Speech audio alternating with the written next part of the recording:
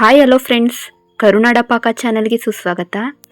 ಈ ದಿನದ ರೆಸಿಪಿಲಿ ನಿಮಗೆ 1 kg ಸಾಂಬಾರ್ ಪೌಡ್ರನ್ನ ಯಾವ ಥರ ಮಾಡ್ಕೊಳ್ಳೋದು ಅಂತ ತಿಳಿಸ್ಕೊಡ್ತೀನಿ. ಬೇಳೆ ಸಾಂಬಾರ್ ಪೌಡ್ರ್ ಇದು. ಕಡಲೆಕಾಳು ತೊಗೊಂಡಿದ್ದೀನಿ ಅರ್ಧ kg. ಒಂದು 50 ಗ್ರಾಮ್ ಮೆಂತ್ಯ ಇದೆ. 1/4 kg ಸಾಸಿವೆ ತೊಗೊಂಡಿದ್ದೀನಿ. ಸೇಮ್ ಕ್ವಾಂಟಿಟಿಲಿ ಜೀರಿಗೆ ಮೆಣಸು ತೊಗೋಬೇಕು. ನೋಡಿ, 1/4 kg ಜೀರಿಗೆನ ಕ್ಲೀನ್ ಮಾಡಿ ತೊಗೊಂಡಿದ್ದೀನಿ. 1/4 kg ಮೆಣಸಿದೆ. ಹೆಸರು ಕಾಳು ತೊಗೊಂಡಿದ್ದೀನಿ, ಒಂದು ಸಣ್ಣ ಗ್ಲಾಸ್ ಅಷ್ಟಿದೆ. 100 ಗ್ರಾಮ್ ಅರಿಶಿನದ ಕೊನೆ, ಒಂದು ಇಂಗು, ಕರಿಬೇವಿನ ಸೊಪ್ಪು. ನೀವು ಎಷ್ಟು ಕರಿಬೇವಿನ ಸೊಪ್ಪು ಬೇಕಾದರೂ ಹಾಕೋಬೋದು. ಸಾಂಬಾರು ಬೇಳೆ ಒಂದು ಪಾವಷ್ಟಿದೆ, 1/4 kg ಇದೆ. ನೋಡಿ, ಬ್ಯಾಡಗಿ ಮೆಣಸಿನ್ಕಾಯಿ ಒಂದು 3/4 kg ತೊಗೊಂಡಿದ್ದೀನಿ. ಗುಂಟೂರು ಅಂದರೆ ಖಾರಕ್ಕೆ ಮೆಣಸಿನ್ಕಾಯಿ 1 kg ಇದೆ. kg ಹಾಕೋತೀವಿ. ಇಲ್ಲಿ ಧನಿಯಾ ನೋಡಿ, 1 kg ಧನಿಯಾ ಇದೆ, ಕ್ಲೀನ್ ಮಾಡಿ ತೊಗೊಂಡಿದ್ದೀನಿ. ಈಗೆಲ್ಲ ಹುರ್ಕೋಬೇಕು. ಮೊದಲು ಸಾಸಿವೆನ ಹುರ್ಕೋತಾ ಇದ್ದೀನಿ. ಎಲ್ಲ ಸೇಮ್ ಮೆಜರ್ಮೆಂಟಲ್ಲಿ ಇರಬೇಕು. ತುಂಬ ಸುಲಭವಾಗಿ ಬೇಗ ಮಾಡ್ಕೋಬೋದು. ನೀವು 1 ವರ್ಷ ಇದನ್ನ ಸ್ಟೋರ್ ಮಾಡಿಟ್ಕೋಬೋದು, ಏನೂ ಆಗಲ್ಲ. ಪದಾರ್ಥಗಳನ್ನ ಸ್ವಲ್ಪ ಬಿಸಿದು ಒಣಗಿಸ್ಕೊಂಡು ಸೋಸ್ಕೊಂಡು ಹುರ್ಕೋಬೇಕಾಗುತ್ತೆ. ಸಾಸಿವೆ ಸ್ವಲ್ಪ ಕಲರ್ ಚೇಂಜ್ ಆಗಿ ಚಟಪಟ ಅನ್ನೋವರೆಗೂ ಹುರ್ಕೋಬೇಕು. ನೋಡಿ, ಇದಾಗಿದೆ, ಇಷ್ಟ ಆದರೆ ಸಾಕು. ನಂತರ ಮೆಂತ್ಯನ ಹುರ್ಕೋತಾ ಇದ್ದೀನಿ. ಅದು ಕೂಡ ಕಲರ್ ಚೇಂಜ್ ಆಗಬೇಕು. ಸ್ವಲ್ಪ ಕಂದು ಬಣ್ಣ ಬರೋವರೆಗೂ ಹುರ್ಕೋಬೇಕು. ಪುಡಿ ಮಾಡಬೇಕಾದ್ರೆ ಮೇಯ್ನು ಹುರಿಯೋದೇ ಇಂಪಾರ್ಟೆಂಟು. ಈಗ ಕಡಲೆಕಾಳನ್ನ ಸೇರಿಸ್ತಾ ಇದ್ದೀನಿ. ಅದು ಕೂಡ ಹುರ್ಕೋತಾ ಇದ್ದೀನಿ. ಎಲ್ಲನೂ ಅಷ್ಟೇ ಕಲರ್ ಚೇಂಜ್ ಆಗಿ ಕೆಂಪು ಬಣ್ಣ ಬರೋವರೆಗೂ ಹುರ್ಕೋಬೇಕು. ಕಡಲೆಕಾಳು ಸ್ವಲ್ಪ ಬಾಯಿ ಬಿಟ್ಟಂಗೆ ಆಗುತ್ತೆ, ಅಲ್ಲಿವರೆಗೂ ಅದನ್ನ ಹುರ್ಕೋಬೇಕಾಗುತ್ತೆ. ನೋಡಿ, ಇಷ್ಟ ಆದರೂ ಸಾಕು. ಎಲ್ಲನೂ ಒಂದು ಪಾತ್ರೆಗೆ ಸೇರಿಸ್ತಾ ಇದ್ದೀನಿ. ನಂತರ ಸಾಂಬಾರು ಬೇಳೆ ತೊಗೊಂಡಿದ್ನಲ್ಲ, ಅದನ್ನೂ ಹುರಿತಾ ಇದ್ದೀನಿ. ತುಂಬ ಸುಲಭವಾಗಿ ಮಾಡ್ಕೋಬೋದು. ಜಾಸ್ತಿ ಪುಡಿ ಆಗುತ್ತೆ, ಒಂದು 8 kg ಪುಡಿ ಆಗುತ್ತೆ ಇದು ನಿಮಗೆ.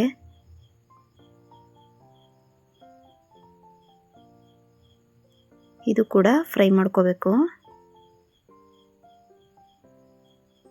ಮೀಡಿಯಮ್ ಫ್ಲೇಮಲ್ಲಿ ಇಟ್ಕೊಳ್ಳಿ.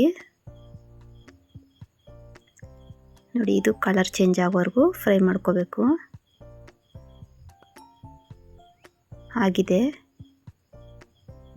ಇದು ಕೂಡ ಅದೇ ಪಾತ್ರೆಗೆ ಸೇರಿಸ್ತಾ ಇದ್ದೀನಿ. ನಂತರ 1 ಗ್ಲಾಸಷ್ಟು ಹೆಸರು ಕಾಳು ಮೊದಲೇ ಹೇಳಿದ್ನಲ್ಲ, 1/4 kgಲಿ ಅರ್ಧ. ಹೆಸರು ಕಾಳಿನ ಜಾಸ್ತಿ ಬೇಕಾಗಲ್ಲ. ಇದು ಕೂಡ ಕಲರ್ ಚೇಂಜ್ ಆಗೋವರೆಗೂ ಹುರ್ಕೋಬೇಕಾಗುತ್ತೆ. ನಮ್ಮ ಮನೇಲಿ ಸಾಂಬಾರು ಪೌಡ್ರನ್ನ ಈ ಥರ ಮಾಡ್ಕೋತೀವಿ. ತುಂಬ ರುಚಿಯಾಗಿರುತ್ತೆ, ಚೆನ್ನಾಗಿರುತ್ತೆ. ಒಂದು ಸಲ ಟ್ರೈ ಮಾಡಿ ನೋಡಿ. ಇದು ನೋಡಿ, ಕಲರ್ ಚೇಂಜ್ ಆಗಿದೆ. ಇದನ್ನು ಅದೇ ಪಾತ್ರೆಗೆ ಸೇರಿಸ್ತಾ ಇದ್ದೀನಿ. ನಂತರ ಜೀರಿಗೆ ಕೂಡ 1/4 kg ಅಷ್ಟಿದೆ. 1 kg ಧನಿಯಕ್ಕೆ ಎಲ್ಲ 1/4 kg ಮೆಜರ್ಮೆಂಟು. ಇದು ಕೂಡ ಗಮ್ ಅಂತ ಸ್ವಲ್ಪ ಕಲರ್ ಚೇಂಜ್ ಆಗಬೇಕು, ಅಲ್ಲಿವರೆಗೂ ಫ್ರೈ ಮಾಡ್ಕೋಬೇಕು.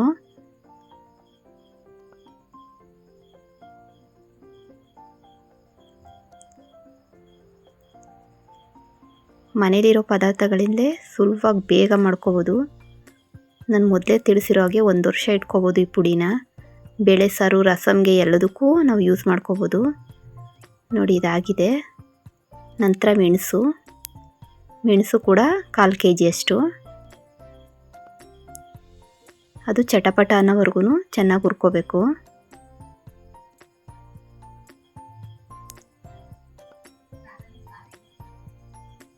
ಪೂರ್ತಿ ಕಲರ್ ಚೇಂಜ್ ಆಗೋವರೆಗೂ ಫ್ರೈ ಮಾಡ್ಕೋಬೇಕು. ನೋಡಿ, ಇದಾಗಿದೆ. ಈಗ ಕರಿಬೇವಿನ ಸೊಪ್ಪು ಮತ್ತು ಅರಿಶಿನ ಸೇರಿಸ್ತಾ ಇದ್ದೀನಿ. ಎರಡು ಕೂಡ ಹುರ್ಕೋಬೇಕಾಗುತ್ತೆ.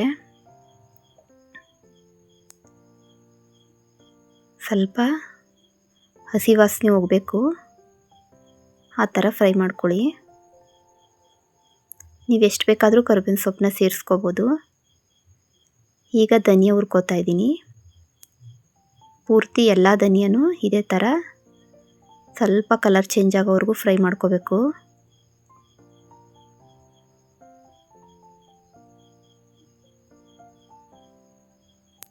ತುಂಬ ಕ್ವಿಕ್ಕಾಗಿ ಬೇಗ ಮಾಡ್ಕೋಬೋದು.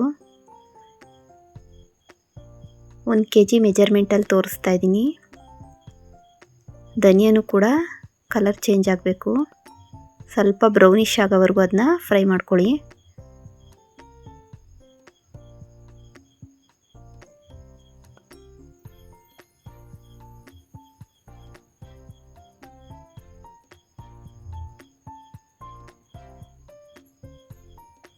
ಪೂರ್ತಿ 1 kgನೂ ಕೂಡ ಇದೇ ಥರ ಹುರ್ಕೋಬೇಕು.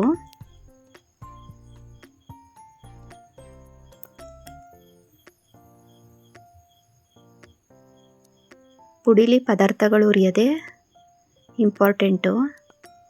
ಅದು ಸ್ಮೆಲ್ಲೇ ಗಮ್ ಅಂತ ಬರುತ್ತೆ, ಅಲ್ಲಿವರೆಗೂ ಫ್ರೈ ಮಾಡ್ಕೋಬೇಕು. ನೋಡಿ ಕಲರ್ ಚೇಂಜ್ ಆಗಿದೆ. ಇದು ಕೂಡ ಅದೇ ಪಾತ್ರೆಗೆ ಸೇರಿಸ್ತಾ ಇದ್ದೀನಿ. ಸೇರಿಸಿದ್ಮೇಲೆ ಒಂದು ರೌಂಡು ಈ ಥರ ಮಿಕ್ಸ್ ಮಾಡ್ಕೋಬೇಕು.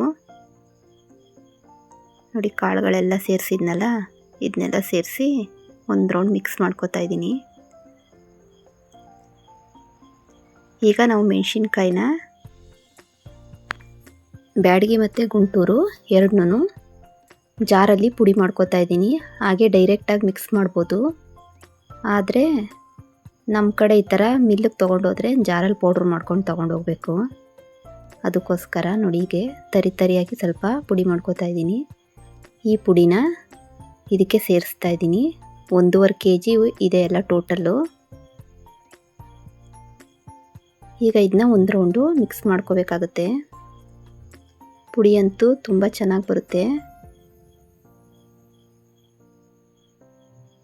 ನೋಡಿ ಹಿಂಗನ್ನ ಸೇರಿಸ್ತಾ ಇದ್ದೀನಿ. ಲಾಸ್ಟು ಒಂದು ಅರ್ಧದಷ್ಟು ಸೇರಿಸ್ತಾ ಇದ್ದೀನಿ. ಒಂದು 100 ಗ್ರಾಮ್ ಇರ್ಬೋದೇನೋ ಹಿಂಗು. ಹಿಂಗನ್ನ ಸೇರಿಸಿದ್ಮೇಲೆ ಮಿಕ್ಸ್ ಮಾಡ್ಕೋಬೇಕು ಒಂದು ರೌಂಡು.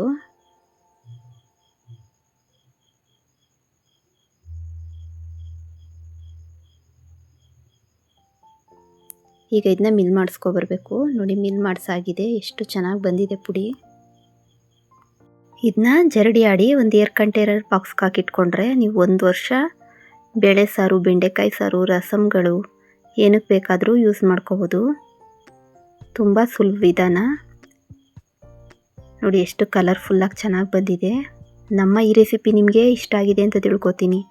ಇಷ್ಟ ಆದರೆ ಲೈಕ್ ಮಾಡಿ, ಶೇರ್ ಮಾಡಿ, ಸಬ್ಸ್ಕ್ರೈಬ್ ಮಾಡಿ. ಇನ್ನೂ ಹೊಸ ರೆಸಿಪಿಗಳ ಜೊತೆ ಮತ್ತೆ ಸಿಗೋಣ.